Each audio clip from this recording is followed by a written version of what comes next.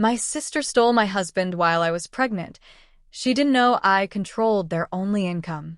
My sister stole my husband while I was pregnant. I found out during the ultrasound. The room was dark except for the soft blue glow of the screen. The doctor pointed and smiled, explaining heartbeats and measurements, but all I saw was the steady flicker of life inside me. I squeezed my husband's hand. He squeezed back, too quickly, like a reflex. Then his phone lit up in his other hand. I saw the name before he could turn it away. My sister. His jaw tightened. He glanced at me, then at the screen. A message preview flashed before he locked it. I can't stop thinking about you. The words burned into my eyes. My heart stuttered harder than the baby's heartbeat on the screen. I tried to speak, but my throat closed. He smiled at the doctor, nodded like everything was fine. I lay there frozen, staring at the ceiling, while something cracked open inside my chest. If you're already holding your breath, hit subscribe for more true revenge stories, because this is only the beginning. He stepped out of the room to take a work call. That was when I reached for his phone. My hands shook so badly, I almost dropped it. I told myself I was imagining things. I told myself my sister wouldn't do this. I told myself I was hormonal and tired and scared. Then I opened the messages.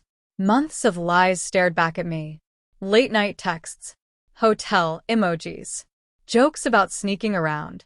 Photos I couldn't bring myself to study too closely. Messages where he wrote, "She'll never know." Messages where my sister answered, "Good. Let's keep it that way."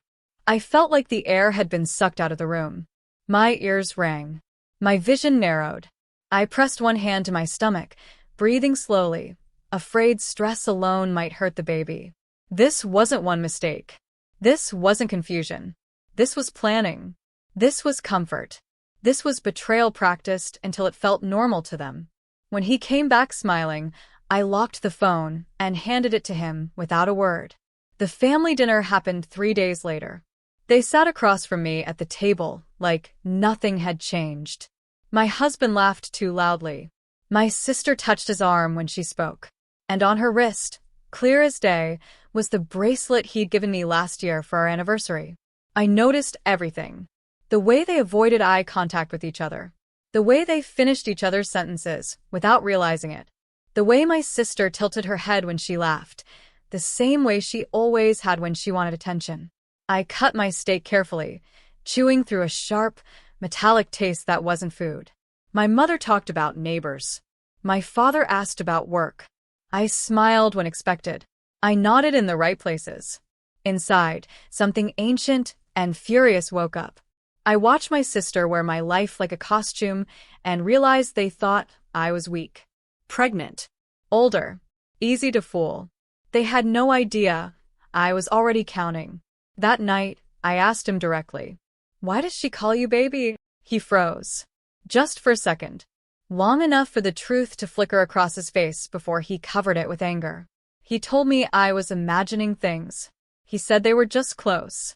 He accused me of spying, of being paranoid, of letting pregnancy hormones make me cruel. I didn't raise my voice. I asked again. "Then why does she say she misses you in hotel rooms?" His chair scraped loudly as he stood. He said I was invading his privacy. He said I didn't trust him. He said he needed space from my accusations. Then he slammed the door and slept on the couch. I lay awake all night, listening to the silence between us stretch and harden. I felt the baby move, a soft reminder that I had more to protect than my pride. That was the moment I stopped begging for honesty and started preparing for survival. The hospital visit wasn't planned. I fainted in the kitchen 2 mornings later, my body giving out before my mind could catch up.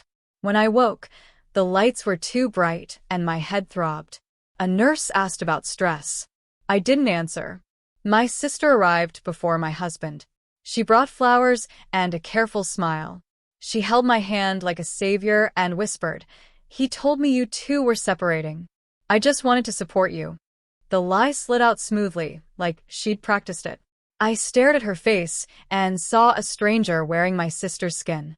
I wondered how many lies she'd told herself to get this comfortable stealing what wasn't hers. When my husband finally showed up, breathless and concerned. They shared a look they thought I didn't see. I closed my eyes and promised myself one thing. I would not break. I would remember everything. The bank alert came the next morning. I was sipping tea, trying to calm my hands, when my phone buzzed. A large transfer had been made from our joint account. The amount made my stomach drop. The recipient was my sister. When I called the bank, the representative spoke gently, like she already knew this would hurt. She said my husband had authorized the transfer. She said it was marked family support. Family support. I thanked her and ended the call without yelling, without crying, without letting my voice shake. I sat very still at the kitchen table, hands resting over my belly, and thought about all the times he'd asked me to handle the finances. All the times he'd said numbers stressed him out. All the times he'd said I was better with details. I realized then that betrayal had made them careless. And carelessness was a gift. Silence became our routine. He slept on the couch. I stayed in the bedroom. We spoke only about groceries and doctor appointments. My sister texted me every day, asking how I felt, sending heart emojis, pretending to worry. Her performance was flawless. She said things like, "I'm here for you and you're so strong, and the baby is lucky to have you." Each message made my skin crawl. I answered politely, briefly, Carefully. I watched them grow bolder, less afraid. They thought time would dull my questions. They thought pregnancy made me fragile. What they didn't see was the way I listened, the way I reread messages, the way I let silence teach me more than words ever could. At night, when the house was quiet, I felt the baby shift and kick. Each movement reminded me that this wasn't just about heartbreak. This was about control.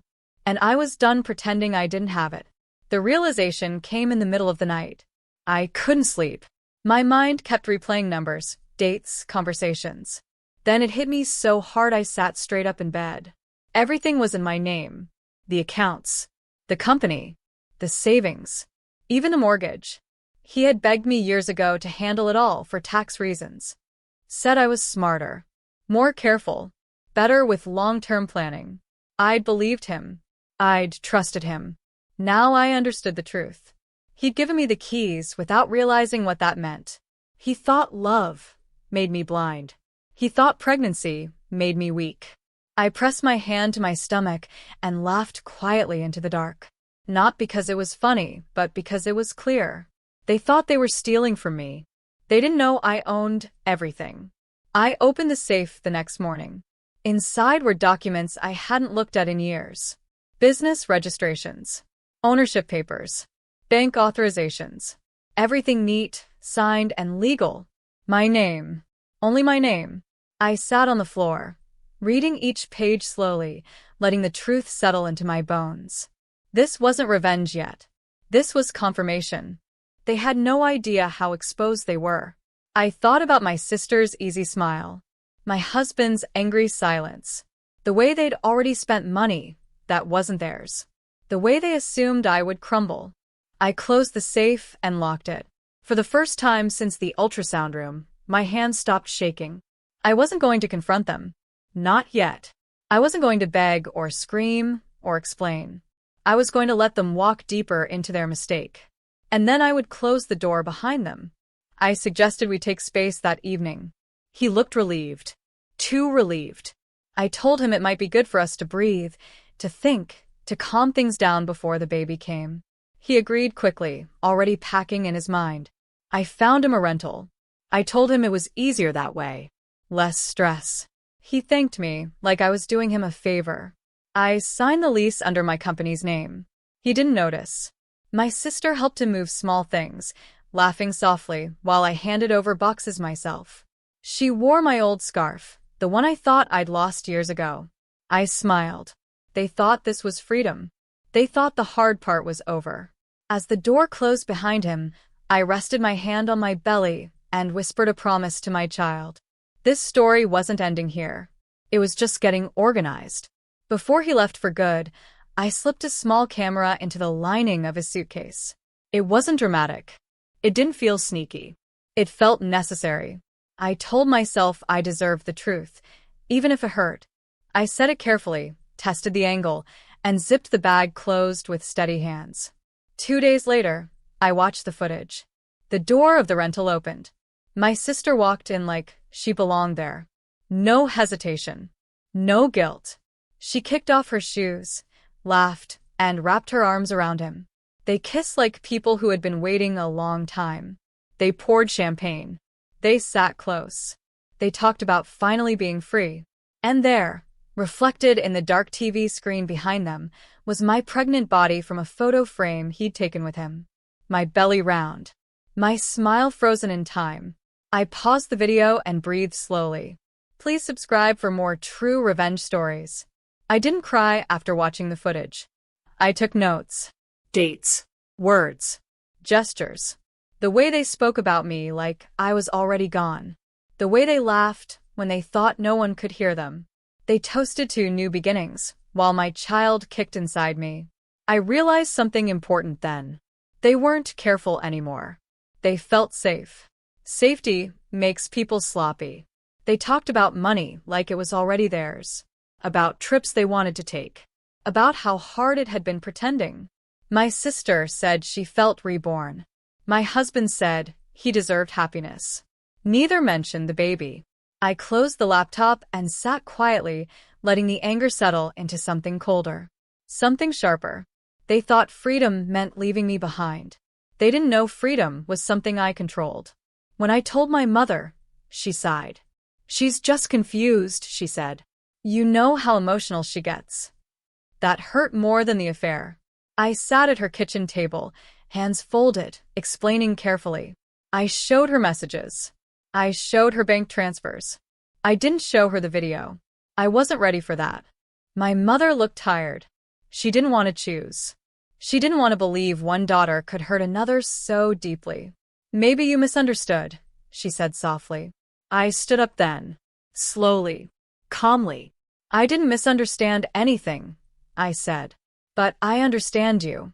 I left without raising my voice. On the drive home, I realized something else had broken. Not loudly. Not all at once. But enough that I would never lean on it again. Family loyalty meant nothing if it only worked one way. The doctor was gentle but firm. Too much stress, he said. It can affect the baby. I nodded, listening carefully. I asked questions. I followed every instruction. I promised rest and calm and balance. Inside, I promised something else. Stress would not break me. Stress would focus me. That night, I wrote everything down. Names. Accounts. Dates. Transfers. I organized it all like a project. Like a plan. I slept better than I had in weeks. The baby moved as if agreeing with me. I wasn't going to scream. I wasn't going to beg. I wasn't going to rush. I was going to protect my child. And I was going to make sure no one ever mistook my kindness for weakness again. I rerouted the income quietly. Every stream from the family business went into a new account I had opened weeks earlier. It was clean, legal, invisible to anyone who didn't know where to look.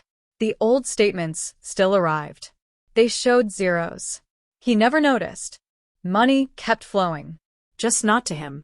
Not to her. I watched the numbers move like chess pieces, each one landing exactly where I wanted it. It wasn't revenge yet. It was preparation. They were still spending. Still planning. Still living like nothing could touch them. I smiled every time I thought about it. Because the trap only works when no one knows it's there. He came back for the rest of his things on a gray afternoon. I opened the door before he knocked. I handed him boxes myself.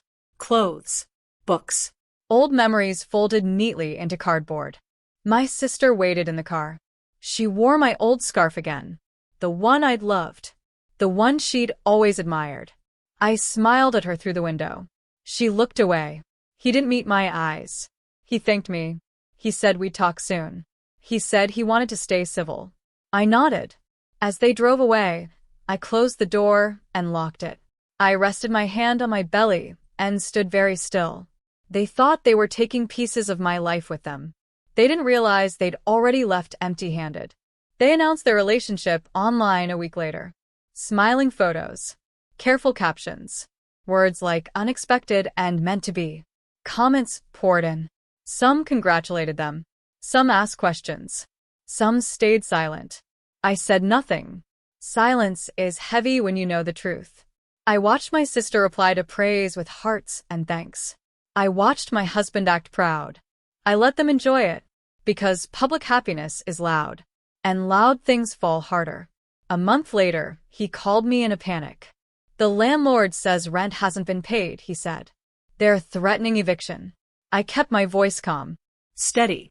You should talk to your property manager, I replied. There was a pause. Confusion. Then frustration. I did. They won't help.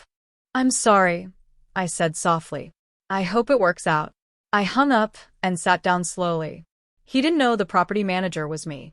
He tried to access company funds for a new venture. The accountant told him access required my signature. He called again, angrier this time, demanding explanations, accusing me of control. I listened without interrupting. Then I ended the call. Power doesn't argue. It waits. My baby shower was quiet and warm. Friends came. Gifts piled up. Laughter filled the room. For a few hours, I felt normal again. Then my sister showed up, uninvited. She touched my belly like nothing had happened, smiled like we were still family. I leaned close and whispered, "Enjoy this while you can." She laughed nervously. She had no idea how true that was. I met my lawyer quietly, without drama. She didn't gasp when I told her everything. She listened. She asked questions. She took notes. When I showed her proof of the affair, the transfers, the video timestamps, her expression didn't change. This puts child support firmly in your favor, she said. And custody. I felt something loosen in my chest. Not relief. Certainty. We filed quietly. No threats. No announcements. Just paperwork moving forward like a machine that didn't need emotion to function. I walked out of her office and sat in my car for a long time. I pressed my palm against my belly and breathed. I wasn't punishing him. I was protecting my child. And protection, I was learning, could look a lot like power. They went on vacation using one of my credit cards. Beach photos. Drinks with umbrellas. Smiling faces pretending life was perfect. I waited until the third day. Then I canceled the automatic payments. Mid-trip. I didn't block the cards. I didn't warn them. I simply removed my name from their comfort. When the alerts came in declined, I turned my phone face down and rocked slowly in my chair. The babies slept peacefully. I wondered how panic sounded in another country. How blame traveled when money disappeared. How love held up when survival knocked. I didn't need to imagine long. The call came at 3:12 a.m. My cards declined, he said.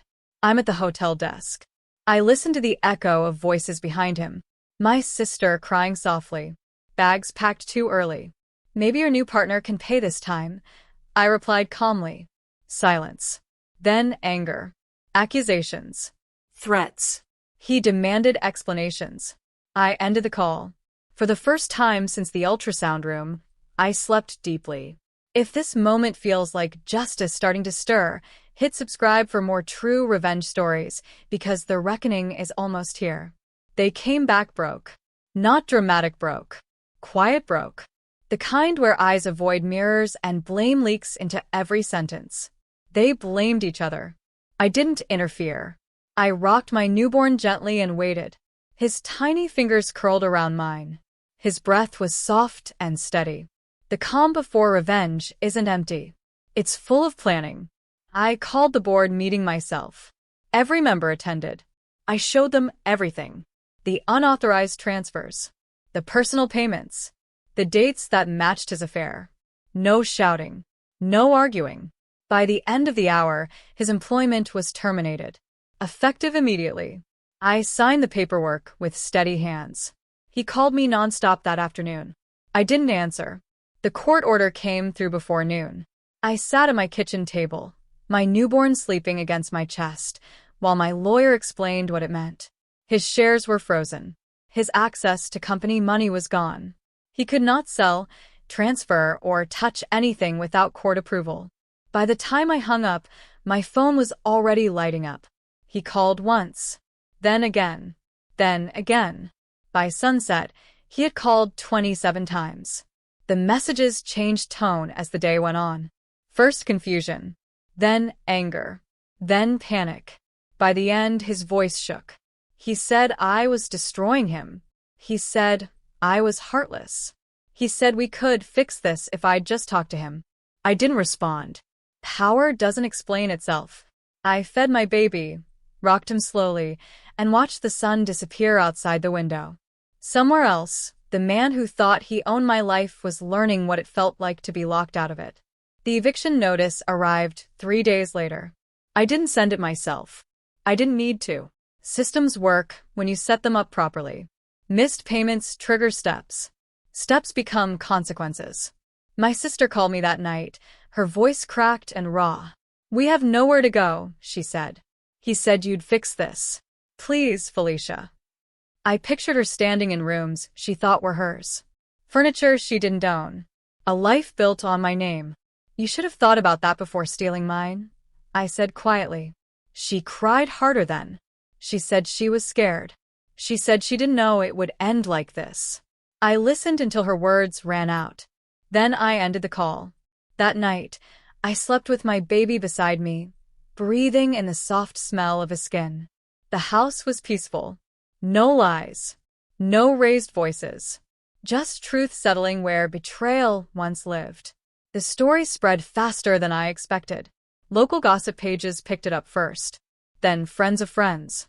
Then people who had watched us smile at events for years. Screenshots appeared. Dates. Public posts they had forgotten were public. No rumors were needed. They had documented everything themselves. I never commented. I never shared. I never corrected a single lie. Silence did the work for me. People began asking questions they couldn't answer. Why the money vanished. Why he was suddenly unemployed. Why she wasn't welcome where she used to be. Their smiles online stopped. The captions disappeared. What remained was embarrassment, confusion, and the slow understanding that they had burned bridges they could never rebuild. I rocked my baby and watched it all from a distance.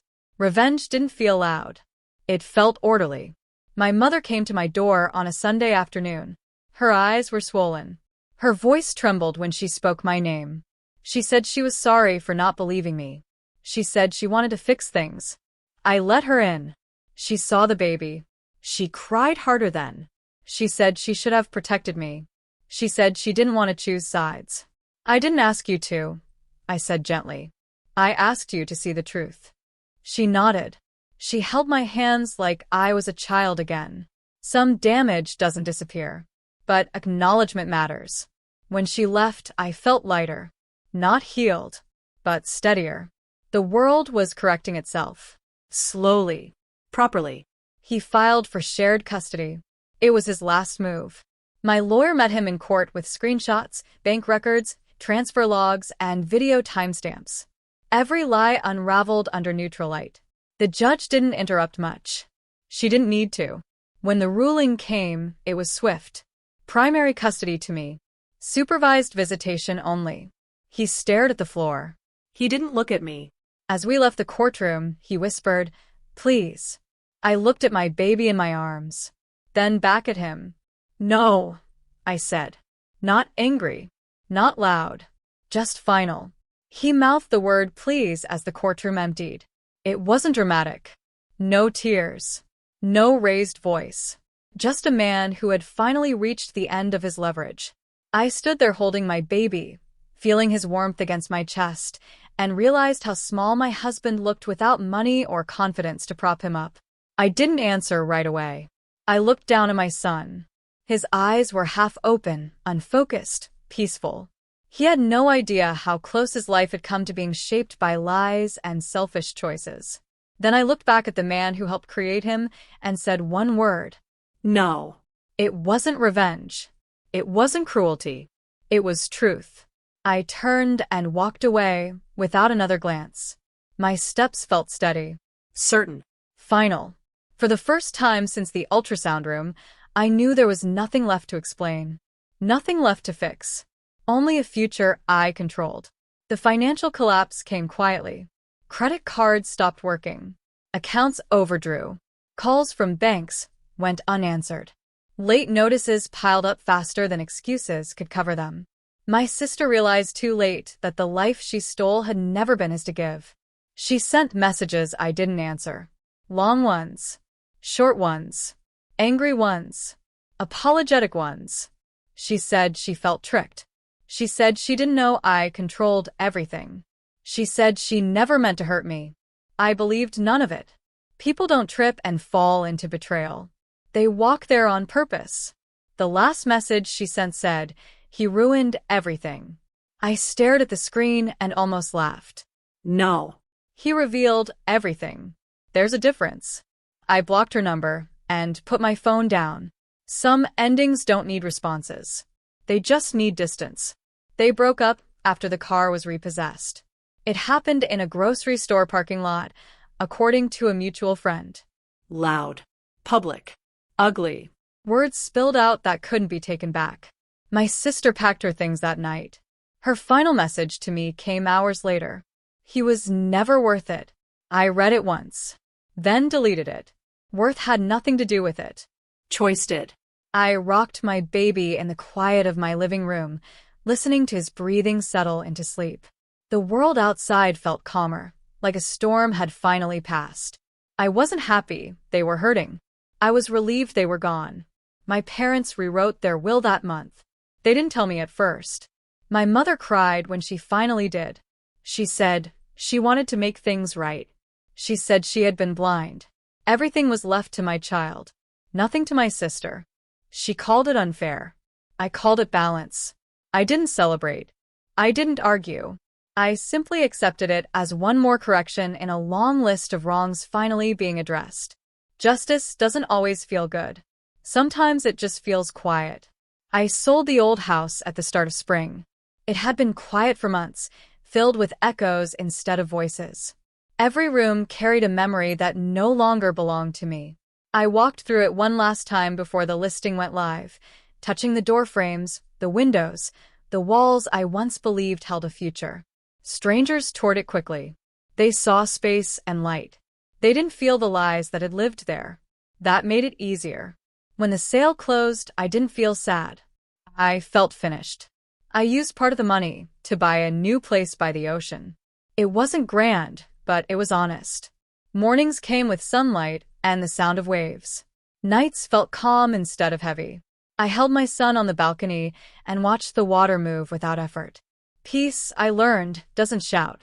It settles in slowly, once everything false has been removed. Months after everything settled, a letter arrived in the mail. Real paper. Real ink. My sister's handwriting, shaky but familiar. I stood at the kitchen counter for a long time before opening it, my son playing quietly at my feet. She wrote that she was sorry. She said she hadn't understood what she was doing until it was too late. She admitted she thought my husband controlled the money and that stealing him meant stealing the life I had. She said she never imagined I was the one signing every check. I read the letter slowly once. Then again. There was regret in her words, but no accountability. Only surprise. Only loss. I folded the paper neatly and placed it back in the envelope. I didn't respond. Some apologies aren't meant to reopen doors. They're meant to close them properly. I threw the letter away and picked up my son, holding him close. Understanding that arrives late isn't wisdom. It's consequence. The interview happened on a quiet afternoon. A journalist covering women rebuilding after betrayal wanted my story. She didn't want drama. She wanted truth. I agreed on one condition: no names, no spectacle. We sat near the window while my son napped. She asked what kept me strong when everything collapsed at once. I didn't hesitate. Ownership, I said. In every sense of the word. She asked me to explain. I told her about learning where my power really lived. About understanding that love without respect is a performance.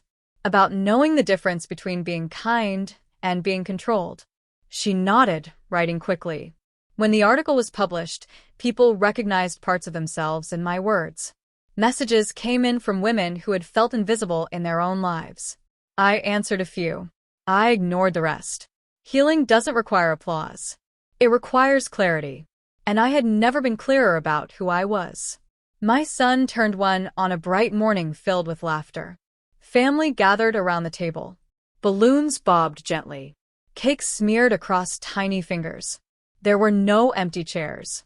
No forced smiles. No people pretending to belong. Everyone there had earned their place.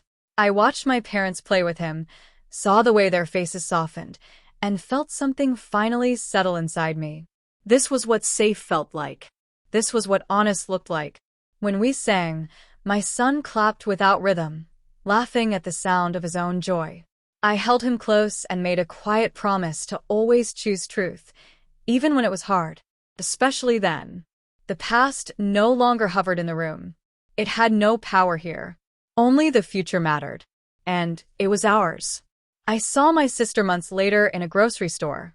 She stood near the checkout, counting coins carefully, her shoulders tense. She looked thinner, smaller, like someone who had lost more than she expected. Our eyes met for a moment. There was recognition. Shame. Something close to pleading. I felt nothing. No anger. No satisfaction. No urge to speak. I turned my cart and walked away. Closure doesn't always come from confrontation. Sometimes it comes from realizing someone no longer has access to you, emotionally or otherwise. As I stepped outside, the sun felt warm on my face. I breathed deeply and adjusted my grip on my son's carrier. The past stayed behind me, where it belonged. She thought stealing my husband would destroy me. She believed taking him meant taking my life, my security, my future. She never asked who held the power. She never checked whose name was on the lines that mattered. I had signed every check. I had built every structure that held us up. When the truth surfaced, everything balanced itself without noise or drama. Lies collapsed under their own weight. Choices delivered consequences exactly where they belonged. I didn't need to shout. I didn't need to chase revenge. Revenge wasn't loud. It was simple math. And I finally owned the answer. If this story stayed with you, like the video, subscribe for more powerful revenge stories, and tell me in the comments what part hit you the hardest.